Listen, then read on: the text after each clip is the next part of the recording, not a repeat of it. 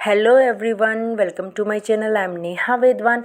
तो आज के इस वीडियो में मैं आपके लिए लेके आई हूँ एम्फेटिक सेंटेंस कैसे बनाते हैं।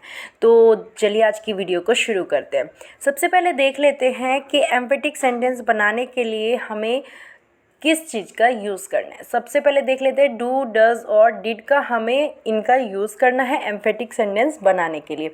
ये आपने देखा होगा कि हमारी हेल्पिंग वर्ब भी है। डू, डज, डिड हमारी हेल्पिंग वर्ब भी हैं। ये हमारी वर्ब की भी हेल्प करती हैं ये पता करने में कि आपका जो सेंटेंस है वो प्रेजेंट में है, पास्ट में है।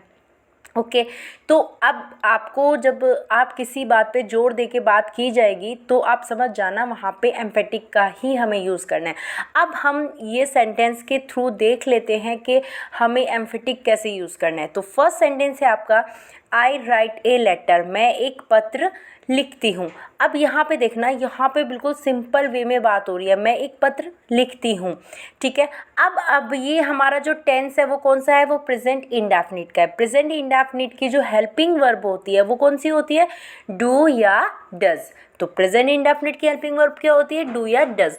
अब आप कहोगे कि डू या डज तो हम वैसे भी यूज़ करते हैं, तो एम्फेटिक कैसे बनेगा। तो यही चीज़ इस वीडियो में मैं आपको समझाने वाली हूँ कि कहाँ पे ये हेल्पिंग वर्ब का काम करेगी और कहाँ पे यही वर्ब आपको क्या कर देगी, उस सेंटेंस को एम्फेटिक बना देगी। तो सेकेंड सेंटेंस आपको बहुत ध्यान से देखना है। I do not write a letter, जैसे कि आई के साथ आई हमारा प्लूरल में काउंट होता है, तो उसके साथ प्लूरल ही वर्ब होती है। मैं ये आपको अच्छे से बता चुकी हूँ, वर्ब भी नाउन की तरह सिंगुलर और प्लूरल होती है और इस पर मैं अलग से वीडियो भी बना चुकी हूँ। अगर अभी तक आपने वो वीडियो नहीं देखे तो प्लीज़ देख लेना। तो यहाँ पे जो ये आई है ये प्लूरल की तरह काउंट हो रहा है, तो यहाँ पे वर्ब भी हमने यहाँ पे प्लूरल ही रखी हुई है, आई डू नॉट। अब यहाँ पे ध्यान देने वाली बात क्या है कि यहाँ पे डू के बाद क्या आया हुआ है, नोट आया हुआ है। तो यहाँ पे क्या ये सेंटेंस एम्फेटिक है, बिल्कुल भी नहीं है। आपको यहाँ पे भी हमारा ये जो सेंटेंस है वो एम्फेटिक नहीं है, क्योंकि एम्फेटिक कब बनने वाला है, एम्फेटिक आपका जब बनेगा सेंटेंस वो बनेगा जब आपके मेन वर्ब के जस्ट पहले आपको ये मिल जाएगा। लेकिन जैसे कि मैंने आपको बताया था, अगर ये डू, डज, डिड के बाद आपका नोट आता है तो वो आपका हेल्पिंग वर्ब की तरह काम करेगा। अगर ये इंटेरोगेटिव की तरह काम करेगा तो ये आपका स्टार्टिंग में आ जाएगा, उसके जस्ट बाद आपको क्या मिलने वाला है, सब्जेक्ट मिलने वाला है। तो यहाँ पे आपको क्लियर हो गया होगा।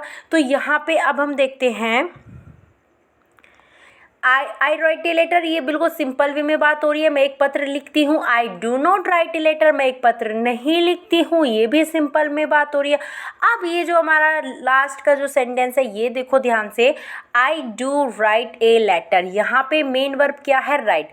राइट मीन्स लिखना, तो यहाँ पे मेन वर्ब है हमारी राइट, और मेन वर्ब से पहले क्या आया हुआ है, डू आया हुआ है, वो भी ना तो इसके बाद हमने नोट लगा रखा है। इट मीन्स यहाँ पे ये हेल्पिंग वर्ब का काम बिल्कुल भी नहीं कर रहा है। यहाँ पे ये इस सेंटेंस पे जोर डाल रहा है, मैं पत्र लिखता तो हूँ या मैं पत्र लिखती तो हूँ। जब आपको कोई बोल रहा है कि भाई आप पत्र नहीं लिखते हो या कुछ भी अगर आपसे नॉर्मल वे में वो पूछ रहा है और आप एकदम से जोर दे के आप उस बात को बोलोगे, मैं लिखती तो हूँ, मैं करती तो हूँ, मैं वहाँ जाती तो हूँ, इस टाइप से जब आपको जोर दे के कोई आप बात को बताना चाहोगे तब आपको डू, डज या डिड का यूज़ करना है। अब वही चीज़ है जैसे कि मैं आपको बता चुकी, डू डज किस में यूज़ होता है, प्रेजेंट में यूज़ होता है, और डिड किस में होता है, पास्ट में यूज़ होता है। अभी आपको बहुत ध्यान से सारे सेंटेंसेस देखने हैं क्योंकि आपका जो डाउट है बिल्कुल क्लियर होने वाले हैं इस वीडियो में। तो सेकेंड सेंटेंस देखते हैं, कम हेयर, यहाँ आओ। यहाँ पे इम्पेरेटिव सेंटेंस है आपका ये, ठीक है, यहाँ आओ।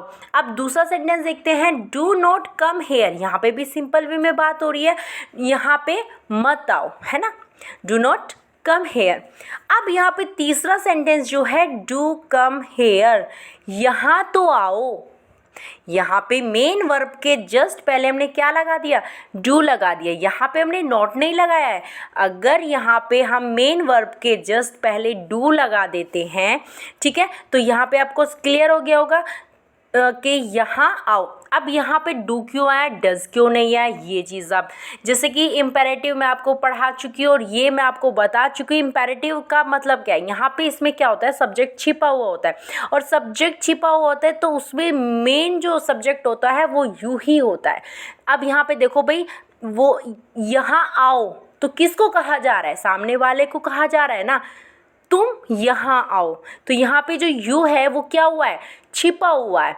अब यहाँ पे सोचो, तुम यहाँ तो आओ, तो तुम हमारा क्या हो गया, प्लूरल है और प्लूरल के साथ वर्ब भी कैसी आएगी, प्लूरल ही आएगी। तो डू कम हेयर, तुम यहाँ तो आओ। आई थिंक आपको समझ में आ ही गया होगा। एम्फेटिक यहाँ पे जो डू है वो हेल्पिंग वर्ब का काम नहीं कर रहा है, वो यहाँ पे एम्फेटिक एक तरह से इस सेंटेंस को उसने एम्फेटिक बना दिया, एक तरह से जोर दे के यहाँ पे बात की जा रही है। नेक्स्ट सेंटेंस देखते हैं, प्लीज़ हेल्प मी, मेरी मदद करो, कृपया करके आप मेरी मदद कीजिए।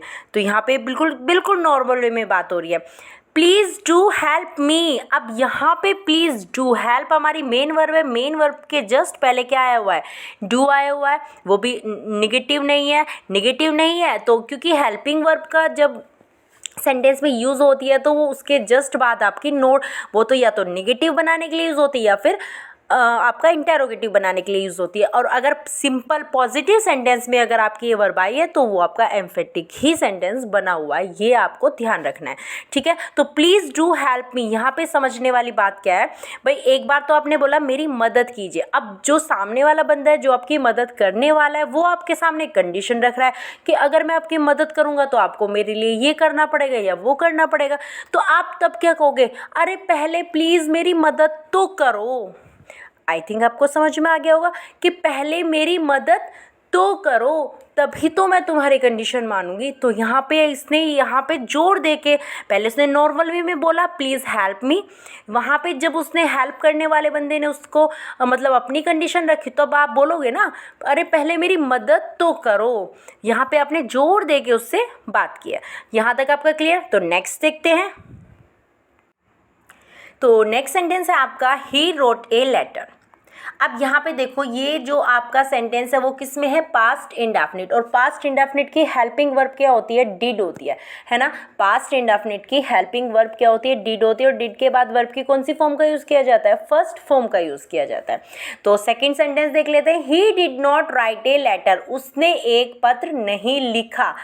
मैं आपको पास्ट इंडेफिनिट करा चुकी हूँ अच्छे से, ठीक है। तो he did not write a letter, यहाँ पे भी आपका जो सेंटेंस है बिल्कुल नॉर्मल है, क्योंकि यहाँ पे भी डिड हेल्पिंग वर्ब का काम कर रही है। यहाँ पे पॉजिटिव सेंटेंस है, इसमें डिड नहीं आता है। नेगेटिव सेंटेंस बनाने के लिए यहाँ पे डिड के साथ नॉट का यूज़ किया गया है, ठीक है, बिल्कुल नॉर्मल है। अब यहाँ पे थर्ड सेंटेंस है आपका, he did write a letter. अब यहाँ पे देखो, राइट हमारी क्या है, वर्ब है, और वर्ब के जस्ट पहले क्या आया हुआ है, डिड आया हुआ है। और डिड हमारी यहाँ पे क्या नहीं है, हेल्पिंग वर्ब नहीं, यहाँ पे सेंटेंस को एम्फेटिक बना दिया गया है। क्या भाई, उसने ही रोट अ लेटर, उसने एक पत्र लिखा। He did not write a letter, उसने पत्र नहीं लिखा। अब यहाँ पे he did write a letter, उसने पत्र लिखा तो है। आई थिंक आपको समझ में आ गया होगा, यहाँ पे इस सेंटेंस में जोर दे के बात की जा रही है। आई थिंक ये आपको क्लियर हो गया होगा। नेक्स्ट देखते हैं, ही हैज़ ए नोटबुक, उसके पास एक क्या है, नोटबुक है। हैज़, हैव, हैड का यूज़ कहाँ किया जाता है, अधिकार के लिए। जब इनके बाद या तो वर्ब, अगर वर्ब आती है तो ये परफेक्ट होते हैं, लेकिन अगर इनके बाद वर्ब नहीं है, मेन वर्ब की थर्ड फॉर्म नहीं है, तो ये यहाँ पे अधिकार के लिए यूज़ किए जाते हैं। पोजीशन आ जाता है कि भाई I have a book, I have a notebook, जो भी आपके मतलब पास चीज़ है, पास के लिए आप कोई भी जिस भी वस्तु पे आपका अधिकार है उसके लिए आप यूज़ कर सकते हो हैज़, हैव और हैड का, ठीक है।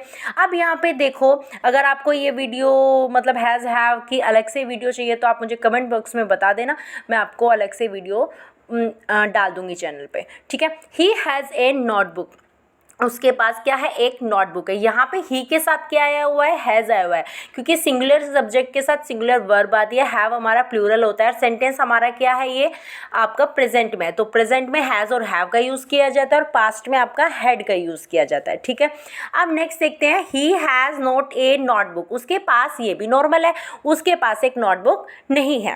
अब नेक्स्ट देखते हैं, he does have a notebook. और ये सेंटेंस आपको बहुत ही ध्यान से समझना है, क्योंकि इसमें दो चीज़ें बहुत ही अच्छे से समझनी है। सबसे पहली जो चीज़ वो क्या है, ही डज। यहाँ पे हमने क्या नहीं लगाया, हैज़ नहीं लगाया यहाँ पे, क्योंकि हमारी जो एम्फेटिक है do does did he use हमें करना है एम्फेटिक बनाने के लिए सेंटेंस को। ठीक है, अब यहाँ पे ही है तो हमने किसका यूज़ किया, डज का यूज़ किया हुआ, क्योंकि सिंगुलर के साथ सिंगुलर ही वर्ब का यूज़ किया जाता है।